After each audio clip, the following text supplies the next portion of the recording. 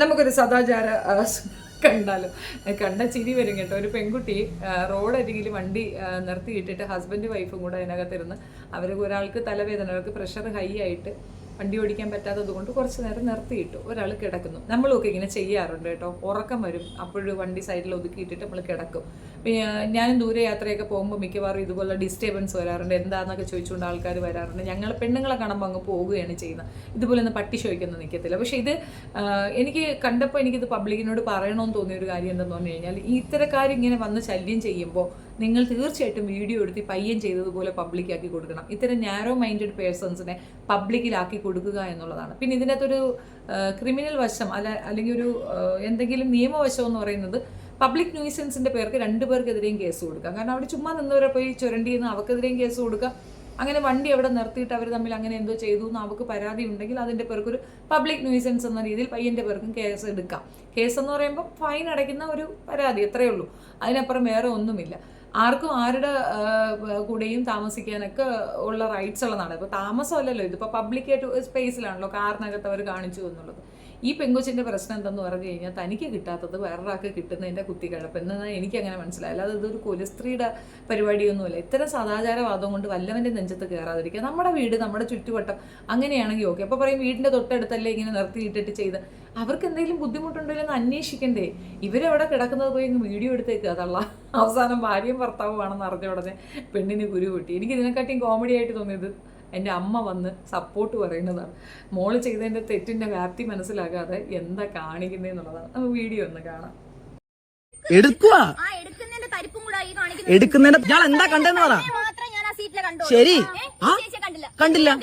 ശരി, ഞാനും എന്റെ ഭാര്യയും കൂടെ ഇവിടെ ഇന്ന് ഹോസ്പിറ്റലിൽ പോയിട്ട് BP ലോ ആയിട്ട് ഞാനിവിടെ കൊണ്ടുവന്ന് വണ്ടി ഒതുക്കി, ഇവിടെ കൊണ്ടുവന്ന് വണ്ടി ഒതുക്കി ഇവിടെ കൊണ്ട് നിട്ടിരുന്ന ഞാൻ എൻ്റെ ഭാര്യയുടെ അടുത്തോട്ട് ഞാൻ തലവെച്ച് ഇങ്ങനെ കിടന്നപ്പോൾ ഈ വീട്ടിലുള്ളൊരു പെങ്കൊച്ച് അത് കണ്ടിട്ട് പറയുക ഞങ്ങളിവിടെ വേറെ എന്തോ കാർ ഒതുക്കിയിട്ട് വേറെ എന്തോ പരിപാടിയായിരുന്നു. ഇവള് ഭാര്യയും ഭർത്താവാണെന്നുള്ള അറിഞ്ഞിട്ടില്ല. ആരോ ആയിക്കോട്ടെ, മറ്റൊരാളുടെ സ്വകാര്യതയിൽ കയറി എത്തി നോക്കിയിട്ട് പറയുക, നാട്ടുകാരെയൊക്കെ വിളിച്ചു കൂട്ടി, ഏതോ ഒരു പുള്ളിക്കാരനൊക്കെ ഇപ്പോൾ വിളിച്ചു കൂട്ടിയിട്ട് പറയുക ഇതേപോലെ ഞങ്ങൾ ഈ കാറിനകത്ത് വേറെ പരിപാടിയായിരുന്നു. അത് പറയാൻ പുള്ളിക്കാരിക്ക് നാണമുണ്ട്, മാനമുണ്ട്. ബാക്കി ആർക്കും നാണോ മാനമൊന്നും ഇല്ലേ?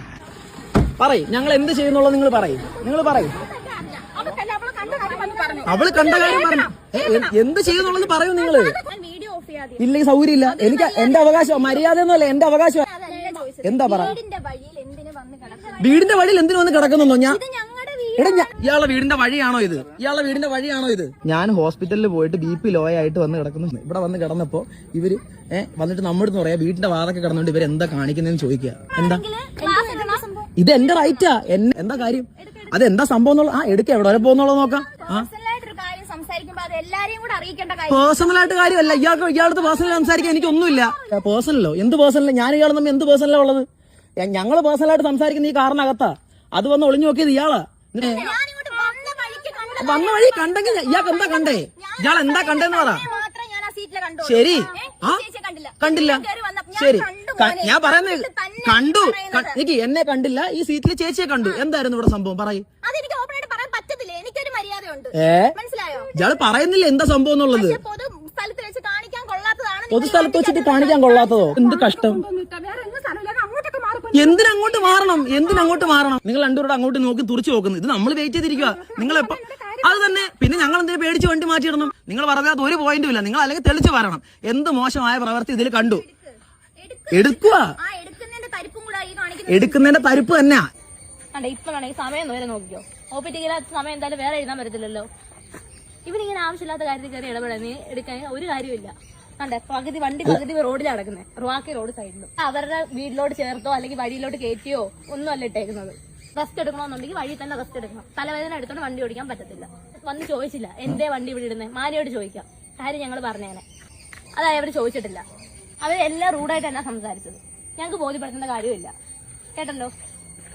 വണ്ടി വിട്ടേക്കും. ഇല്ല, വണ്ടി വിട്ടേക്കും. അവള് ആരെന്ന് വെച്ച് കഴിഞ്ഞാൽ വിളിക്കട്ടെ, അടുത്ത ആളെ വിളിക്കട്ടെ. പെങ്കൊച്ച് വന്ന് നമ്മുടെ അടുത്ത് മാപ്പ് പറയാത്ത പക്ഷം വണ്ടി വിട്ടേക്കും. എല്ലാം എന്ത് കണ്ടു കഴിഞ്ഞാലും മറ്റേ കണ്ടില്ല എല്ലാവരും കാണത്തുള്ളൂ. ഇവർ ഈ നമ്പരൊക്കെ വീഡിയോ എടുത്ത് വെച്ച് വീട്ടിലായാലും അല്ലെങ്കിൽ നാട്ടിലായാലും അല്ലെങ്കിൽ എൻ്റെ ബന്ധുക്കളോ അല്ലെങ്കിൽ എൻ്റെ ആൾക്കാരോ ഒക്കെ ഇത് കേട്ട് കഴിഞ്ഞാൽ വേറെ എന്താ വിചാരിക്കും? എന്നെ അറിയാവുന്നവർ കേട്ട് കഴിഞ്ഞാൽ എന്താ വിചാരിക്കും? ഞാൻ ഇവിടെ ഈ കാറും കൊണ്ടിട്ടിട്ട് വേറെ പരിപാടിയാന്നുള്ളത്. ആ പെണ്ണിനെ എക്സ്പോസ് ചെയ്ത വിധം ഉണ്ടല്ലോ, അത് സൂപ്പർ ആയിപ്പോയി. അവളെ അങ്ങ് പബ്ലിക്ക് കാണിച്ചു കൊടുത്തത് നന്നായേ ഉള്ളൂ. അങ്ങനെ ഒരു നാരോ മൈൻഡഡ് ലേഡി അതൊരിക്കലും ശരിയാവത്തില്ല.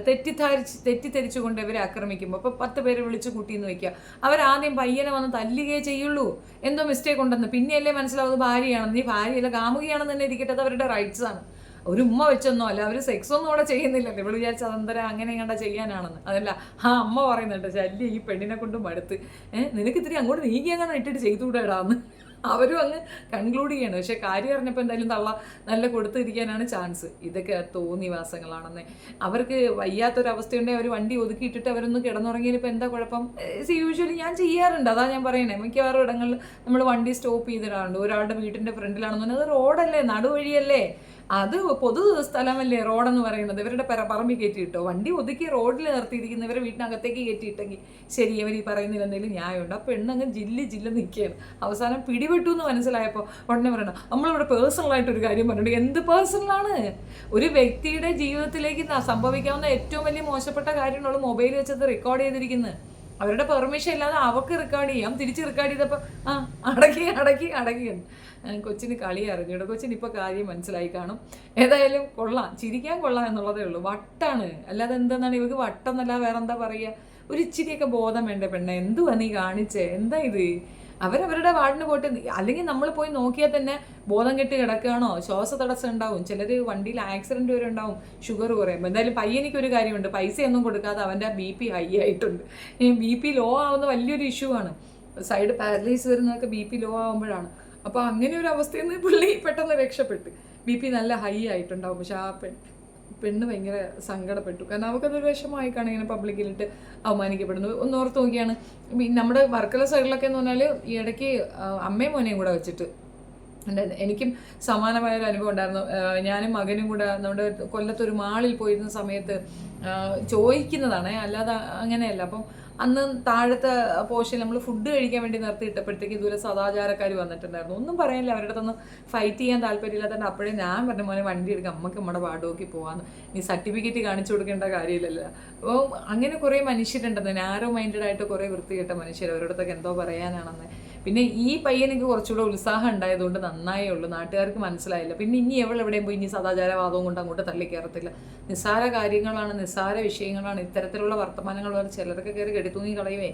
അപ്പം നമുക്ക് പറ്റുന്ന കാര്യങ്ങൾ ചെയ്യുക. ഇതിപ്പോൾ അവർക്കാർക്കും ബുദ്ധിമുട്ടൊന്നുമില്ല. അവരവരെ കാറിയിരുന്ന് എന്തെങ്കിലും കാണിച്ചുകൊണ്ട് പോട്ടെ. ഇനിയിപ്പോൾ വേറെ എന്തെങ്കിലും ആണെങ്കിൽ തന്നെ അവരവരെ കാറിയിരുന്നല്ലേ കാണിക്കണം, അവർ കാണിച്ചോട്ടെന്ന്.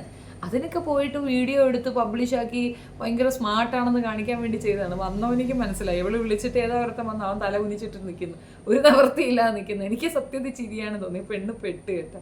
ഇതിപ്പോൾ എത്ര പേരിലേക്ക് എത്തിയിട്ടുണ്ടാവും. തീർച്ചയായിട്ടും അവളുടെ ഫേസ് ഇട്ട് ഞാൻ വീഡിയോ ചെയ്യണമെന്ന് വിചാരിച്ചത് അതുകൊണ്ടാണ്. ഇച്ചിരി കൂടുതലാണ് ആറാമ്പറപ്പ്. അതെന്തൊരു വേലയാണത്, അതെന്തിനാ സല്ലി. ഇപ്പോൾ ഈ കാര്യം മനസ്സിലായി, ഇത് ഹസ്ബൻഡ് വൈഫ് ആണ് എന്ന് കൂടെ മനസ്സിലായി. അവർക്ക് വയ്യാത്തതാണെന്നും കൂടെ മനസ്സിലായി. അമ്മയും മുള്ളിൽ ജില്ലെന്ന് നിൽക്കുകയാണ്. അപ്പോൾ അടുത്ത ന്യായം പറയുന്നതാണ്, ഞാൻ താഴെ എൻ്റെ വീട്ടിൻ്റെ ഫ്രണ്ടിൽ എന്നിട്ട്, എൻ്റെ വീട് കുഴിയിരിക്കുന്നതിന് എൻ്റെ വീട്ടിൽ കുഴി കിടക്കുന്ന വീടിൻ്റെ ഫ്രണ്ടിലാണ് കൊണ്ടുവന്നിട്ടത്. ഇതൊക്കെ നോയ്സൻസ് എന്ന് പറഞ്ഞാൽ ഒന്നും പറയാനില്ല. അപ്പോൾ പോലീസുകാർ വന്നാൽ രണ്ടിനും ഫൈൻ കിട്ടും. ഇയാൾക്കും ഫൈൻ കൊടുക്കാം, അവക്കും ഫൈൻ കൊടുക്കാം.